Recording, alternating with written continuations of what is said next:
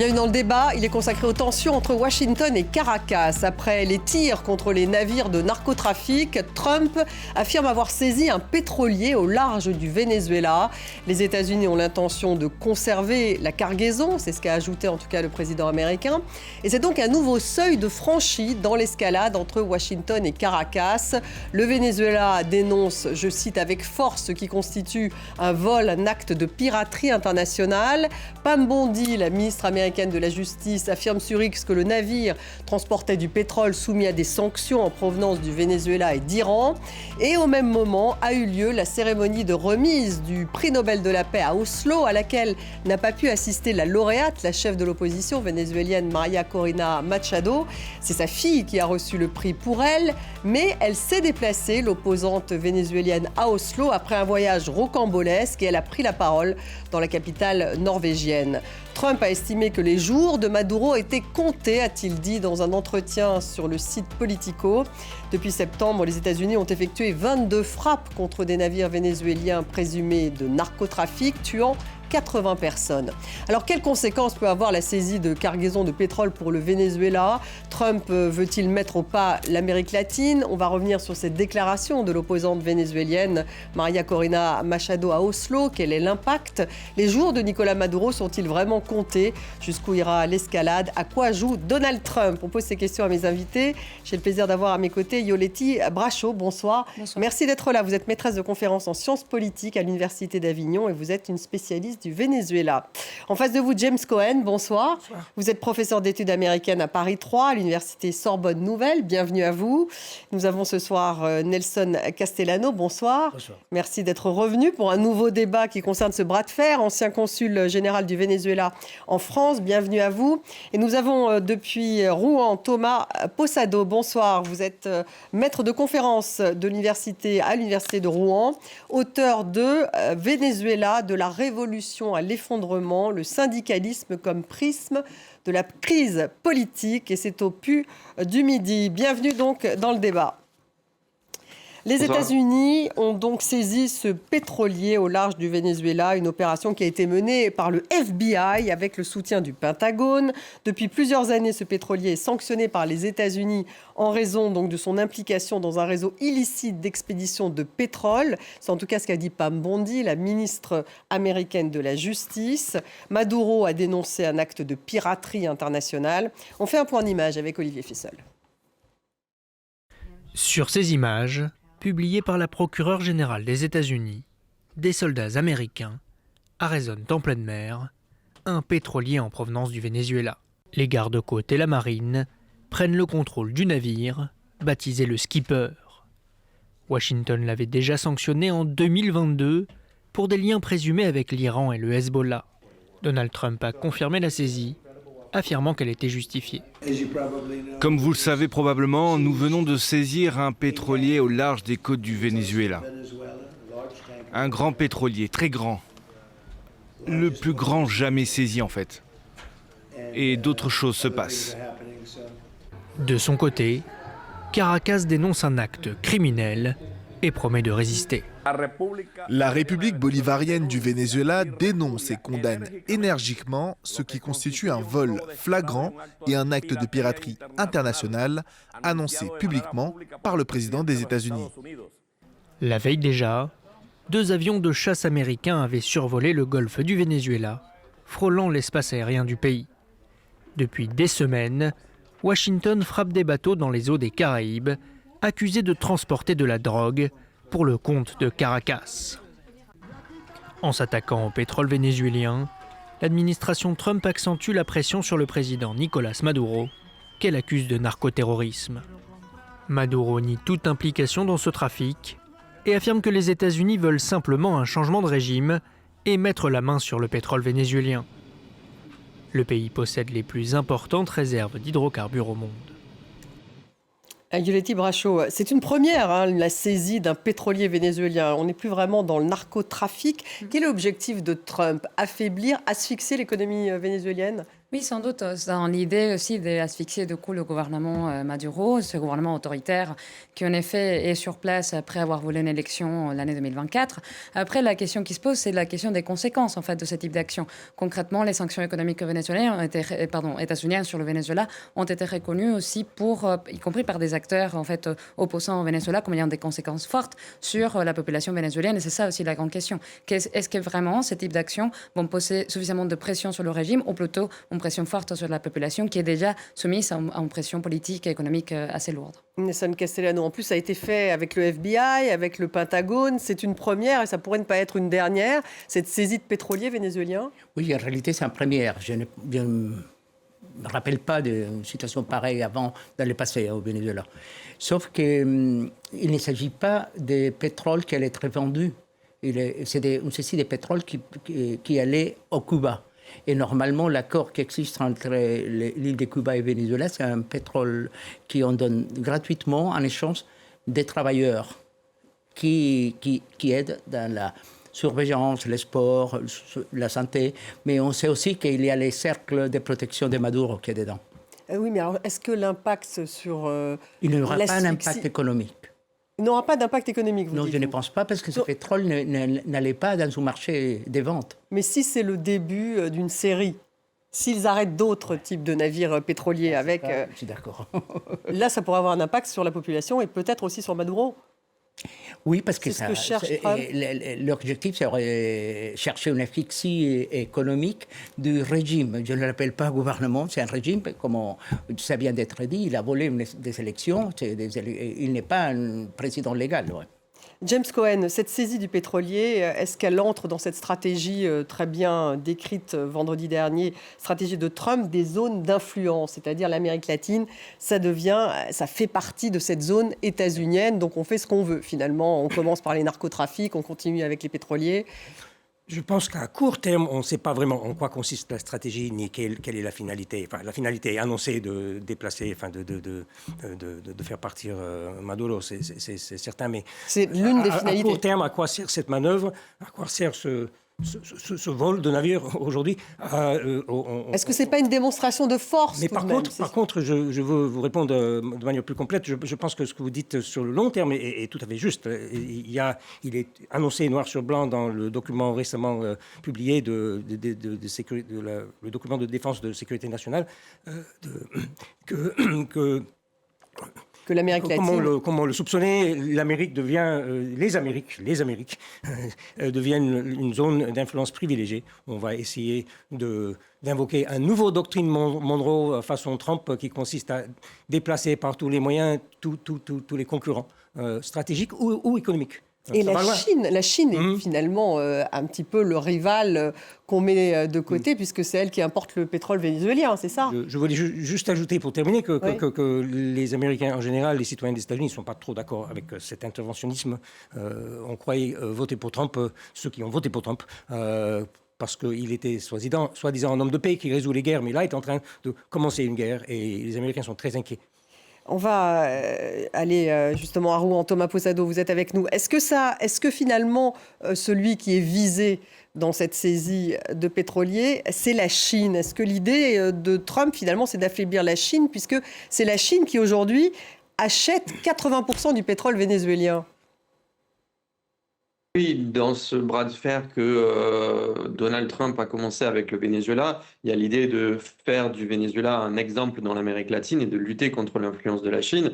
Après, est-ce que c'est la Chine qui sera la victime ou, comme le disaient Yoletti Brachot et James Cohen, le fait que ce soit les peuples qui risquent de payer tout cela, c'est une vraie question. Ce vol de navire, il se fait dans le cadre de quasi-fermeture de l'espace aérien. Et le nombre d'activités, de fait, va être fondamentalement limité. Le pétrole, s'il est soumis à des risques comme cela, il sera vendu moins cher sur le marché. Donc, de fait, les ressources qu'il y aura pour la société vénézuélienne seront moindres, même si, évidemment, Nicolás Maduro va être à la tête d'un État affaibli. Mais Nicolás Maduro, ça fait 10 ans qu'il est à la tête d'un État affaibli et qui se renforce presque de cet affaiblissement en rendant la société encore plus dépendante des maigres subsides que l'État donne à la population vénézuélienne. Parce que, Yoletti Bracho, si on regarde les chiffres, le Venezuela fournit 1,1 million barils par jour de pétrole brut, principalement à la Chine. Vous êtes d'accord avec ces chiffres, hein, c'est à peu près ce que j'ai vu. Et des achats de pétrole brut au Venezuela chuteraient même de 75% cette année. Donc il y aura une chute de cette vente de pétrole qui serait liée à quoi finalement ? En fait, bon, déjà, l'entreprise pétrolière vénézuélienne, elle est dans une situation assez terrible, mais de fait... C'était une puissance pétrolière, le Venezuela. C'était une puissance pétrolière, ce n'est plus le cas. Et ça, pour le coup, c'est directement lié à des décisions qui ont été prises par les gouvernements successivement de Chavez et de Maduro. Après, cette entreprise pétrolière, elle a été aussi attaquée par des sanctions, en fait, de la part des États-Unis directement. Et du coup, ça a, en fait, disons, empiré une situation qui était déjà très grave.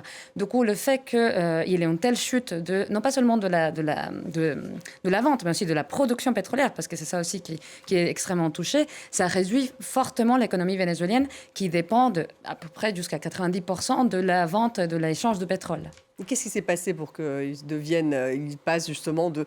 Tout le monde parlait de la puissance pétrolière du Venezuela en Amérique latine il y a 20 ans, et aujourd'hui, on voit non seulement que finalement c'est du trafic, beaucoup de trafic, ces navires, mais qu'en plus, il n'y a même plus de production. En réalité, c'est ça, c'est ce qui vient d'être dit. La production a chuté énormément, mais c'est un problème de gérance. Ça a été un problème de gérance. La crise pétrolière... ce type d'opération va encore affaiblir. Mais la crise a commencé avant les sanctions même. La destruction de l'entreprise pétrolière a commencé avant, on a les dates de tout ça, et on est passé de produire presque 3 millions à moins d'1 million. Et maintenant, ces derniers mois, ça avait monté jusqu'à 1 million, mais il était à 600 000, là, simplement. Tellement la destruction des raffineries. Mais c'était l'entretien des raffineries qui n'a jamais été suivi. Mais c'est quand même un coup dur pour Maduro de s'attaquer au pétrole. C'est l'une de ses dernières... Mais en réalité, ce pétrole, il n'allait pas en Chine, hein, il allait au Cuba. Oui, c'est pour ça qu'il faut être conscient de ça. Et les pétroles qu'on vend en Chine, on les vend à des prix très très bas, parce qu'il est utilisé pour payer une dette. Il n'est pas utilisé pour que cet argent rentre totalement au Venezuela. La Chine a fait des crédits énormes qui ont disparu, qui n'ont pas été investis dans la société. Et on les doit maintenant, on l'endette pour plusieurs générations. Donc il brade son pétrole aux Chinois, Maduro. Il les brade, oui. Et alors, il n'y a quasiment plus de pétrole exporté aux États-Unis, mais tout de même, Chevron fait un petit peu... Il est encore. Il y en a un petit peu encore. Oui, il est encore. Chevron fonctionne encore. Quand Trump, en fait, justement, vise ce pétrolier, est-ce que vous y voyez comme un nouveau seuil franchi ? Est-ce qu'il pourrait aller jusqu'à l'intervention militaire ? Vous dites sa base Baga. C'est clair que c'est un nouveau seuil après les 22 bateaux détruits et les 87 personnes tuées de manière strictement illégale. Eh bien, c'est une escalade. Et vers où ? C'est ça la question. On ne sait pas exactement. Et je suis à peu près certain qu'avec l'aide de la CIA, on est en train de préparer des opérations... covert, des opérations secrètes sur le territoire. Là, le FBI a participé à l'opération. Une intervention terrestre, je ne vois pas. Même si Trump fait des bruits dans ce sens, il a fait à plusieurs reprises des bruits dans ce sens, mais ce sont que des bruits pour l'instant, parce que je pense que l'idée de déclencher une guerre d'intervention, ça passerait très mal aux États-Unis, je vous assure. Du côté des MAGA, en plus, qui finalement... Y compris du côté de pas mal de MAGA. Hein. Thomas Posado, pardonnez-moi. Est-ce que c'est tout de même, on vient de voir la réaction de Vladimir Poutine, il apporte son soutien à Maduro dans un échange téléphonique, hein, c'est ce que dit le Kremlin à l'instant. Pourquoi est-ce que d'autres pays d'Amérique latine ne soutiennent pas Maduro ? Est-ce qu'il est complètement isolé ? Est-ce que finalement, il n'a plus que Poutine et les Chinois comme alliés ? Non, la plupart des gouvernements de gauche latino-américains soutiennent Nicolás Maduro. C'est en cela que la politique de Donald Trump, elle est assez... elle favorise le non-isolement de Nicolás Maduro. Nicolás Maduro, lorsqu'il a fraudé et qu'il a volé l'élection présidentielle de 2024, il avait des critiques extrêmement lourdes de Gustavo Petro, de Lula et surtout de Gabriel Boric au Chili. Aujourd'hui, c'est l'effet inverse. On a le Brésil, le Mexique qui condamnent ces actions. Gustavo Petro qui a cessé toute intervention, tout partage d'informations sur les opérations qui ont lieu dans les Caraïbes. Même le Royaume-Uni, qui est un pays allié des États-Unis, cesse le partage d'informations au vu des opérations illégales du point de vue du droit international qui se produisent dans la mer des Caraïbes. La France également a condamné ces opérations dans la mer des Caraïbes. La France, qui est un pays riverain de la mer des Caraïbes par l'île de la Guadeloupe et de la Martinique. Donc l'isolement, de fait, c'est aussi celui de Donald Trump sur une action qui n'est pas partagée par le reste des puissances occidentales. L'Argentine, les pays les plus alignés à droite en Amérique latine le partagent. Certains petits pays comme Trinité et Tobago, la République dominicaine, servent de base arrière pour les troupes états-uniennes. Mais dans les grands partenaires des États-Unis en Amérique latine et en Europe, peu poursuivent Donald Trump, soutiennent Donald Trump dans cette escalade unilatérale contre le Venezuela. Violetti Brachot, vous êtes d'accord ? Finalement, il est plus soutenu qu'on pourrait l'imaginer, Nicolas Maduro, malgré cette élection volée. La nuance à apporter, c'est que justement, tout récemment, donc, Gustavo Petro, si je ne me trompe pas, c'était hier, il s'exprime en fait contre Maduro en disant il est nécessaire désormais en fait d'ouvrir quelque chose comme une transition, en fait, un processus pour sortir de cette situation. Et c'est à la suite en fait de fait que un homme important en fait de l'Église catholique vénézuélienne était sur le point de sortir du pays. Et son passeport a été pris par les autorités vénézuéliennes. Il n'a pas pu sortir du pays. Et donc, en fait, il s'est attaqué en figure catholique, en fait, avec laquelle, en fait, d'une certaine manière, les gauches, y compris les FARC en Colombie, ont été relativement proches. Et donc, on va dire que c'est un symbole qui a été touché. Et là, Petro répond en disant, là, on arrive à une limite, en fait, qu'il ne faut pas dépasser. Et ça, c'est quelque chose qui existe déjà depuis l'élection 2024, en fait, puisque des gouvernements, y compris de gauche en Amérique latine, ont essayé de faire des sortes d'interventions, ou plutôt de négociations avec le gouvernement Maduro, qui, pour le coup, n'ont pas donné le résultat qu'il était souhaité. Parce qu'en fait, ils auraient souhaité que Maduro laisse le résultat de l'élection tel qu'il aurait dû être, c'est-à-dire ne reste pas au pouvoir. Ce n'est pas probablement pas un hasard, en tout cas, que ce pétrolier ait été saisi le jour de la réception du prix Nobel de la paix par l'opposante vénézuélienne Maria Corina Machado, qui s'est rendue à Oslo. Il était trop tard pour qu'elle aille elle-même récupérer son prix. C'est donc sa fille qui a récupéré son prix. Mais elle a réussi à atteindre donc la capitale norvégienne. On fait un point en image avec Nina Masson. Il est près de 2h30 du matin à Oslo. Depuis le balcon de son hôtel, Maria Corina Machado fait sa première apparition publique en 11 mois. Elle, qui vit dans la clandestinité depuis 1 an et demi. Aux côtés du Premier ministre norvégien, l'opposante vénézuélienne de 58 ans a assuré qu'elle ira au bout de sa lutte au Venezuela. Je crois que notre expérience au Venezuela transmet au monde un message clair. Pour avoir la paix, il faut la démocratie. La démocratie est le système qui rend la paix possible dans notre société.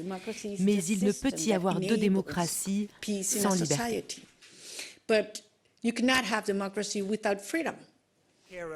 Arrivée tard dans la nuit de mercredi, elle a raté de quelques heures la cérémonie de remise de son prix Nobel de la paix. Elle aurait pris un bateau pour l'île de Curaçao d'où elle aurait embarqué à bord d'un avion.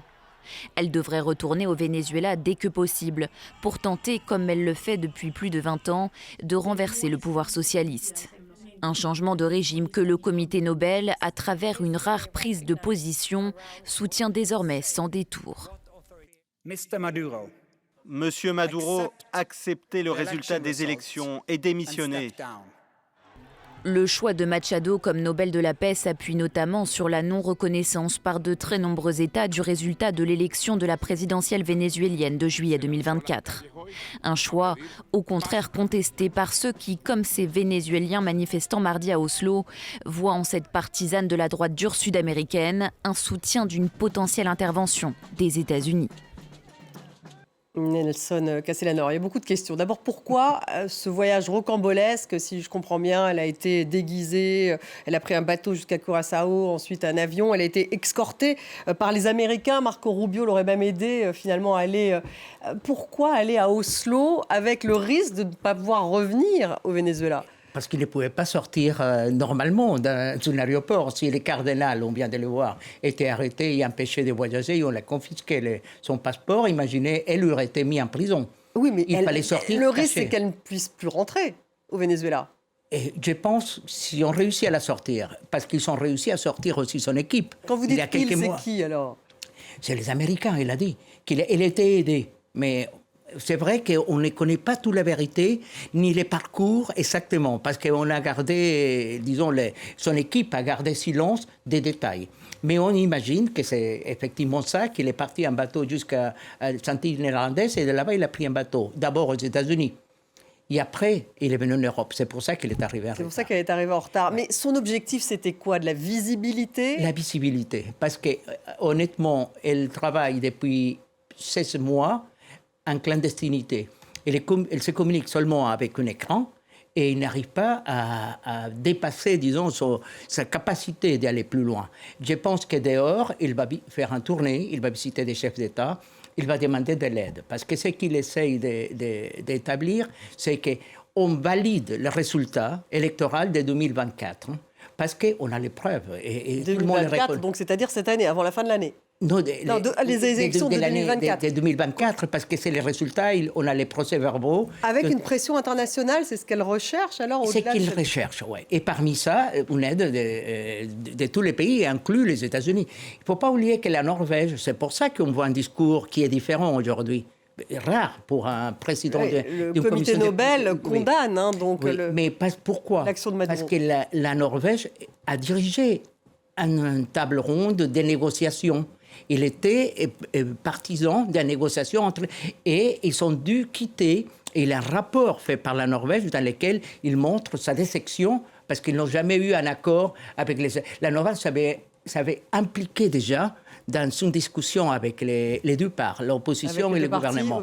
Et sans succès. Sans succès. Donc il y a une vraie déception. James Cohen, vous pouvez nous raconter un peu ce voyage? C'était dans le Wall Street Journal qu'il raconte comment elle s'est déguisée avec une perruque. Combien d'heures? À vrai dire, je n'ai pas suivi de très près le voyage de la dame. C'est vrai que ça intrigue un peu parce que effectivement. Non, mais par contre, nous sommes évidemment face à un prix Nobel très politique. Trump pensait qu'il allait l'avoir, mais voilà que c'est une alliée. Soutenue par son secrétaire d'État, parce que Marco Rubio a joué un rôle dans ce prix Nobel. La principale question que je me pose, c'est à quoi va servir ce prix Nobel de la paix? Est-ce qu'on peut lutter pour un retour à la démocratie en appelant aussi à l'intervention des États-Unis? Je ne vois pas ça comme très compatible. Ce qu'elle fait, parce qu'elle est favorable à l'intervention militaire. Je ne vois pas ça personnellement comme très compatible. Le débat est ouvert là-dessus. Thomas Posado, vous en savez un peu plus, vous, sur sa fuite, enfin sur la façon dont elle a été escortée par les Américains pour quitter Caracas dans la clandestinité, puisqu'elle vit à Caracas dans la clandestinité, pour arriver à Oslo? Je ne sais pas beaucoup plus que les détails qu'a pu révéler le Wall Street Journal. Effectivement, qu'elle se serait échappée depuis la banlieue de Caracas où elle vivait à un village de pêcheurs et elle serait partie par une voie maritime. Cette trajectoire, elle ressemble beaucoup à beaucoup d'opposants qui sont partis du Venezuela et dont le régime de Maduro voit presque d'un bon œil en fait leur départ. Des fois, il y a des complicités de certains militaires qui les laissent partir. Parce que pour le gouvernement de Maduro, c'est plus pratique d'avoir des opposants à l'extérieur qui ne peuvent pas mobiliser la population vénézuélienne que de les avoir à l'intérieur, avec le risque que cela peut occasionner de mobilisation à l'intérieur du Venezuela. Qu'est-ce qui va se passer? C'est très difficile à prédire. Sans doute que si elle n'a pas révélé toutes les informations, c'est avec le but que les mêmes réseaux qui l'ont aidé à sortir l'aident à re-rentrer. Maria Corina Machado, depuis le mois de juillet, donc depuis les élections présidentielles de juillet 2024, elle n'a plus d'activité publique. Elle a eu une activité publique quelques fois au mois d'août l'année dernière, une seule fois en janvier de cette année, en janvier 2025. Elle a été brièvement arrêtée, mais de fait, son activité depuis le mois de janvier, c'était une activité dans la clandestinité, sans aucune prise de parole publique ou des prises de parole en visioconférence. Donc, même si elle rentre dans le pays, si c'est pour continuer à agir dans la clandestinité, sa capacité de mobilisation qui a été déterminante dans l'élection présidentielle de 2024 pour transférer sa popularité à Edmundo González Urrutia, qui était quelqu'un d'assez inconnu pour les Vénézuéliens, est un élément fondamental. Sur ce, je partage aussi cette idée que María Corina Machado est davantage une militante des droits de l'homme contre un régime autoritaire qu'une militante pacifiste. Elle remercie Donald Trump pour les bombardements qu'il est en train de commettre dans la mer des Caraïbes. Et toute sa trajectoire politique n'identifie pas une personne de paix, mais une personne radicalement anti-chaviste, et aujourd'hui, avec l'évolution du chavisme, radicalement anti-autoritaire. Yoleti Bracho, justement, est-ce que ça la rend populaire, ce côté radical qu'elle a ? En tout cas, l'année dernière, elle a su mobiliser une population vénézuélienne qui est allée voter contre Maduro. Et c'est elle, en fait, la figure centrale de cette mobilisation, ça c'est certain. Après, elle reste une figure qui divise. Elle divise aussi, justement, parce que les options politiques qu'elle soutient ne sont pas forcément en accord avec les envies de tout le monde. Une chose importante aussi à dire, par exemple, c'est qu'elle a légitimé une politique d'expulsion des Vénézuéliens, en fait, des États-Unis, qui ont été accusés, du coup, par l'administration Trump d'être des trafiquants de drogue ou des terroristes. En fait, elle légitime aussi avec son discours la question de l'avancée militaire et impérialiste donc des États-Unis. Donc en fait concrètement il y a bien sûr des divisions sur ce qu'elle propose en fait comme sortie, qui est plus qu'une sortie en fait de construction démocratique en interne, c'est surtout une sortie qui se pense par cette intervention étrangère. Après voilà, évidemment c'est un enjeu de discussion. On apprend à l'instant donc que ce fameux pétrolier sera emmené vers un port américain. Ça c'est la Maison Blanche qui l'affirme. Donc populaire ou pas ? Populaire. Vous dites populaire. La réalité, c'est les résultats. Dans sa radicalité. Ouais. C'est-à-dire, est-ce que les Vénézuéliens seraient prêts à ce qu'il y ait une intervention militaire américaine ? Oui, presque. 86% sont d'accord. Pourquoi ? Mais c'est pas pour l'intervention, mais pas seulement militaire américaine. Non, ils sont d'accord avec l'aide internationale pour pouvoir récupérer la démocratie au Venezuela. Sur les pressions, mais pas forcément l'intervention militaire. Mais ça inclut, non, parce que l'interférence 95 sont en accord avec une participation internationale. Mais 86 seulement pour l'intervention militaire, même. La majorité. Vous êtes d'accord, Yoleti Bracho ? C'est les sondages qui ont donné ça. Le souci, c'est qu'aujourd'hui, en fait, chercher des sondages qui expriment la volonté des Vénézuéliens est très compliqué. Simplement parce que, de toute façon, l'expression des Vénézuéliens est extrêmement compliquée. En fait, dans son condition où vous pouvez difficilement vous exprimer politiquement, vous allez dire si vous êtes d'accord ou pas avec une intervention militaire. En fait, c'est pas tout à fait, à mon avis, c'est pas par les sondages en fait qu'on peut voir cette réalité-là. Elle est certainement plus complexe. Elle pourrait être une alternative à Maduro elle-même. Elle-même, bien sûr, elle aurait dû être la candidate. C'est elle qui a gagné les élections primaires. Mais elle n'a pas pu être candidate. Elle n'a pas été candidate, justement, à ces élections. Parce qu'on l'a empêchée d'être candidate. On a pris une décision de dernière minute et on l'a éliminé cette possibilité d'être. Et soi-disant, avec certains délits qu'on l'a attribués, et on l'a disqualifiée pour être candidate. Et c'est pour ça qu'il a soutenu un autre candidat. Et elle a réussi quelque chose qui est très difficile en politique, c'est de transmettre ses votes à une tierce personne. Et ça, c'est rarissime dans une campagne électorale. Elle a réussi. Mais bien sûr que les Vénézuéliens, il y a un pourcentage. Les résultats électoraux le disent. Presque une 30% ont voté pour Maduro, mais 70% ont voté contre. Ça, c'est les résultats des élections. Mais même ça, on sait que ces 30% qui ont voté pour Maduro a voté une grande partie des employés publics qui ne pouvaient pas faire le contraire, vu les situations que vu. Mais il faut aussi noter qu'un tiers de la population qui est contre Maduro est dehors, il n'a pas pu voter. Ça veut dire que ces 70% auraient été beaucoup plus grands. Quand le comité Nobel, justement, appelle Maduro à organiser des élections, quelle est votre réaction, James Cohen ? Il va dans le sens, finalement, de Trump ?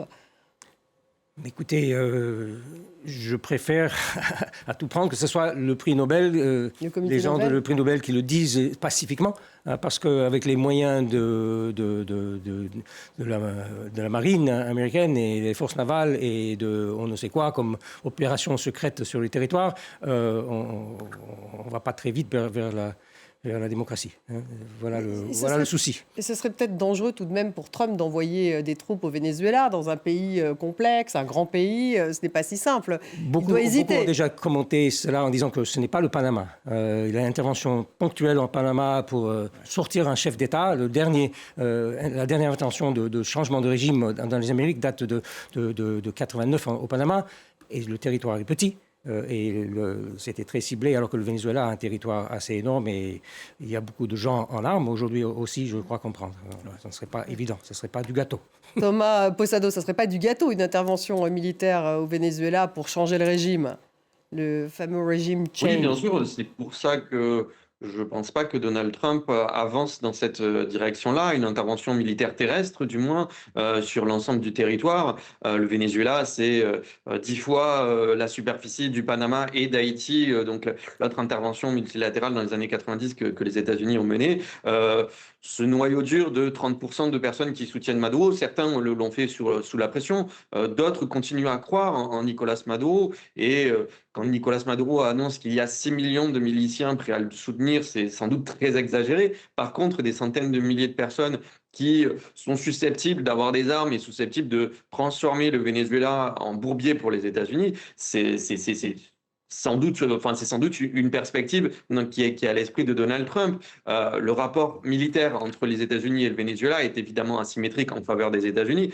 Par contre, le Venezuela, étant une puissance nettement supérieure à celle de Panama ou d'Haïti, est en mesure d'opposer une résistance. Et Donald Trump, qui a pris le contrôle du Parti républicain justement sur le rejet de ces interventions militaires coûteuses en hommes et en argent, que ce soit celle de l'Irak ou de l'Afghanistan, affronterait une forte résistance, une forte désapprobation de sa propre base sociale s'il avançait dans ce choix. Donc il vaut mieux l'asphyxie. C'est ça en fait, avec le pétrolier, Une chose aussi importante à dire, c'est que en fait, ce ne serait pas seulement en confrontation État contre État. En fait, il faut penser qu'il y a des acteurs armés autres au Venezuela qui ne sont pas l'État, qui sont des acteurs illicites, qui sont dans des trafics et dans des économies illégales. Et en fait, n'importe quelle intervention éveillerait aussi des tensions avec ces autres acteurs qui ont des capacités aussi de territoriales en fait importantes et qui ont des capacités d'armée aussi très importantes. Voilà ce qu'elle dit d'ailleurs, l'opposante vénézuélienne à Oslo hier. Voilà ce qu'elle a dit justement du régime de Nicolás Maduro.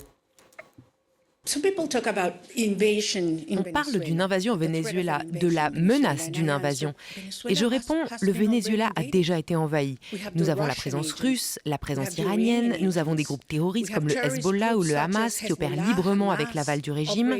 Nous avons la guérilla colombienne, les cartels de la drogue qui ont pris le contrôle de 60% de notre territoire et qui ne sont pas seulement impliqués dans le trafic de drogue, mais aussi dans la traite d'êtres humains, de la prostitution. Tout cela a transformé le Venezuela en plaque tournante du crime dans les Amériques. Nelson Castellano, vous êtes d'accord avec ce qu'elle vient de dire? Il n'y a plus d'État dans le Venezuela, il est tel qu'elle le décrit. En réalité, il n'y a pas un gouvernement. C'est une organisation criminelle qui est en relation, comme on vient de dire. Oui, d'accord avec vous, Yoleti Brachot. Oui, mais moi, je n'étais pas tout à fait d'accord, dans le sens qu'on dit qu'il va y avoir un problème. On ne peut pas comparer le Venezuela ni à l'Afghanistan, ni à la Syrie, ni à la Libye. Ce n'est pas la même réalité. On est un pays uni, avec une culture complètement unifiée dans le sens occidental, avec des valeurs typiquement vénézuélien, de solidarité, d'unité entre les peuples. Le peuple est très proche. Même les peuples qui peuvent être opposés à un moment donné, il y a beaucoup de choses. Il n'y aura jamais une guerre comme ça. Mais en effet, ça a été signalé, je suis d'accord, il y a d'autres forces qui font vie dans les pays. Mais ces forces, c'est ça. Moi qui étais en poste... Ces forces, elle parle donc de la Chine. Enfin, d'ailleurs, elle n'a pas parlé de la Chine, mais elle a parlé de l'Iran, elle parle de la Russie. Moi, j'ai travaillé en Iran, 4 ans. Hein. J'ai travaillé au Liban. Je connais bien le Moyen-Orient. J'ai vu naître les Hezbollah en Iran et j'ai vu les transporter au Liban. Et c'est un groupe iranien. Maintenant, je sais, parce que c'est dans mon métier, je connais tous les trafics qu'il y a eu de documentation. Je sais que l'île de Margarita, c'est une place tournante de blanchiment d'argent. Et toutes ces forces qui existent ils ne feront pas un cadeau, mais ils ne sont pas aussi grands. Disons comment. La population extérieure, disons, plus grande qui peut créer une armée, c'est la guérilla colombienne. Plus que les Hezbollah ou les Hamas, parce qu'ils sont minoritaires, mais sa présence est là avec des Oui, c'est pas nouveau ça, ouais. Cette guérilla. Non. En fait, il me semble que l'enjeu, c'est pas de dire s'il y a en fait une organisation criminelle à la tête de l'État. Ce qu'il faut savoir, c'est qu'effectivement, l'État a été patrimonialisé, il a été donc décortiqué. En effet, il y a évidemment des réseaux de corruption extrêmement graves en fait qui existent dans le pays. Le souci, c'est de mobiliser ces arguments-là pour justifier du coup une intervention militaire étrangère. Et c'est là où en fait on trouve un désaccord important parce que on est certain à penser aussi que ce type d'action n'est pas légitime, n'est pas en accord avec le droit international et par ailleurs n'est pas forcément garantie de sortie démocratique et sortie pacifiée au sein du pays. C'est surtout les populations. En fait, on a vu ce type d'intervention de par ailleurs dans le monde et on voit très bien aussi leurs conséquences. Et elle parle de la Russie, puis on parlait au début de l'émission de la Chine, parce qu'on voit bien que Trump aimerait bien que la Chine ait beaucoup moins d'influence en Amérique latine. Elle en a de plus en plus depuis 20 ans. Oui, je pense que s'il fallait vraiment trouver un peu le noyau rationnel, ou presque, dans une stratégie américaine dans les Amériques aujourd'hui, ce serait autour de la supposée menace chinoise à la fois stratégique et économique, parce que la Chine est principal partenaire commercial de plusieurs pays de l'Amérique du Sud et a pas mal de... On avait vu ses intérêts aussi au Panama. Aussi, et au Mexique. Et donc l'idée, c'est tout de même de déloger la Chine. Mais c'est plus facile à dire qu'à faire. Et même si on voit les priorités définies dans le nouveau document de sécurité nationale, on se demande comment il pourrait venir à bout de la puissance et des échanges, du volume d'échanges qu'il y a entre la Chine et plusieurs pays de l'Amérique latine. Qu'est-ce qu'ils vont faire? C'est inimaginable qu'on puisse...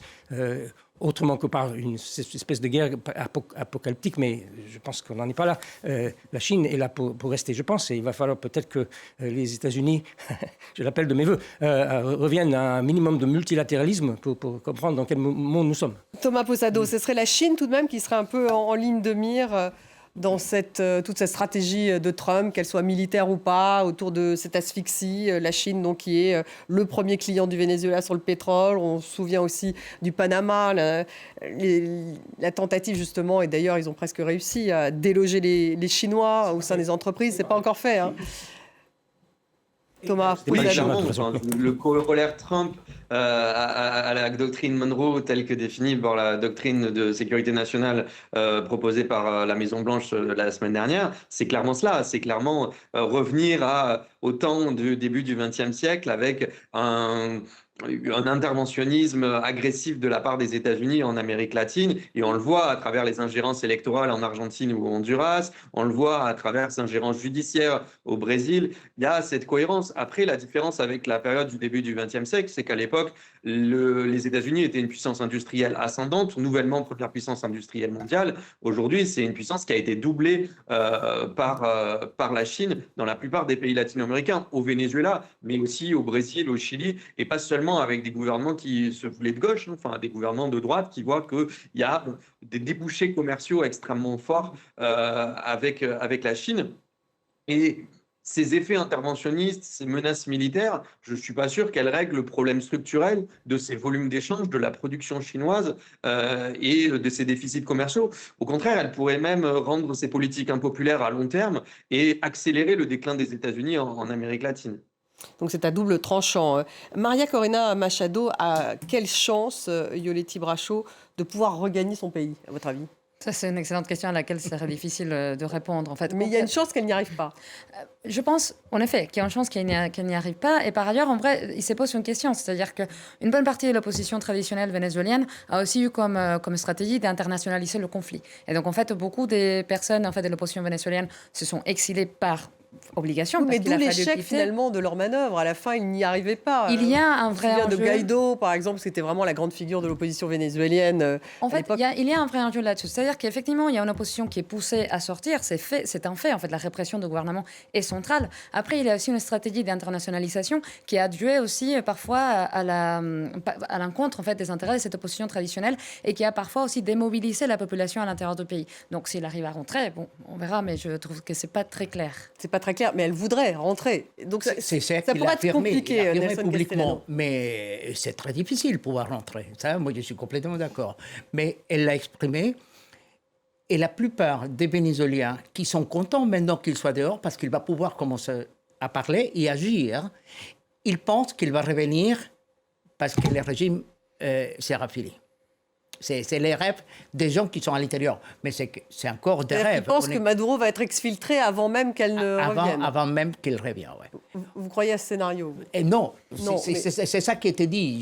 Je ne prends pas parti. Je pense que c'est difficile. Je pense que c'est une possibilité qu'il rentre, mais c'est aussi une possibilité qu'il rentre accompagné d'Edmundo González aussi. Oui, parce que ça pourrait être... des possibilités. Accompagné de qui? D'Edmundo González, qui est le président élu.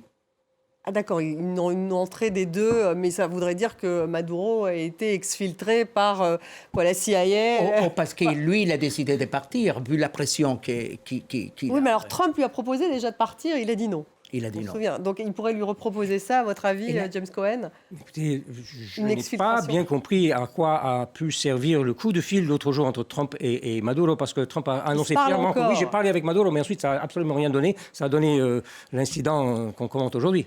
Ça n'a rien donné du tout. C'est parce qu'il y a eu des conditions. Effectivement, on ne connaît pas toutes les conditions, mais quelque chose a filtré à la presse. Maduro a demandé pouvoir partir avec 400 personnes au début. Et parmi tous ces chefs d'armée, partir avec beaucoup de membres de sa famille, il y avait 200 millions de dollars. Et c'est à ça que Trump a dit non. Yoléti Brachot. En fait, dans n'importe quelle situation de transition, en fait, il y a des négociations nécessaires, y compris celles qu'on souhaiterait peut-être pas à certains moments. En fait, la quête de justice, parfois, en fait, elle est placée dans une autre temporalité parce que dans les quêtes de transition, il y a forcément des choses à céder. Et en fait, l'idée d'un retour de Maria Corina à la suite, en fait, d'un départ de Nicolás Maduro ne sera pas possible si Donald Trump, justement, ne cède pas des choses à ce gouvernement qui est autoritaire, qui est illégitime, mais qui, pour sa sortie, doit aussi négocier des choses pour rassurer, en fait, les personnes qui partent. Il ne peut pas que l'asphyxier. Il faut négocier. Thomas Posado, vous pensez qu'il pourrait y avoir un retour de l'opposante de Maria Corina Machado avec le président qui devait être élu à l'époque et que Maduro puisse être exfiltré comme ça par les Américains? C'est le scénario un peu utopique ou naïf que souhaitent Donald Trump et Maria Corina Machado. Je ne sais pas s'il peut advenir au gré des rapports de force qu'il y a à l'intérieur du Venezuela. C'est-à-dire que oui, Maduro est impopulaire, oui, Maduro est un chef d'État impopulaire, mais il tient pour l'instant le pays. Il y a assez peu de dissidence dans l'armée en ce moment. Il y en avait davantage en 2019 au moment de l'autoproclamation de Juan Guaido. Je sais, le niveau de pression psychologique que met en place Donald Trump est effectivement extrêmement fort. Maintenant, l'avenir est incertain. Donald Trump ménage à la fois ces menaces psychologiques extrêmement fortes et des appels à la négociation qui sont un peu hors sol. Il y a quelques semaines, il l'avait proposé. On a eu cet épisode de l'appel entre Donald Trump et Nicolás Maduro, mais qui est visiblement pas assorti des faits. Pour l'instant, d'après ce que disait Reuters sur l'issue de ces négociations, Nicolás Maduro propose que ce soit sa vice-présidente Delcy Rodríguez qui assume le pouvoir à sa place, ce qui voudrait dire un changement dans la continuité, ce qui n'est pas du tout les désirs de Donald Trump et de Maria Corina Machado. Mais pour l'instant, on ne voit pas de rupture au sein du régime qui laisse entrevoir une transition quelle qu'elle soit. Donc on est dans ce bras de fer et où on ne voit pas vraiment d'issue. Bien sûr. Merci beaucoup Thomas Posado, James Cohen, Nelson Castellano et Yoléti Brachot. Merci d'avoir participé à cette émission. Merci à vous tous de l'avoir suivi. Vous la retrouvez sur les réseaux sociaux, également sur le site internet de France 24. Restez avec nous.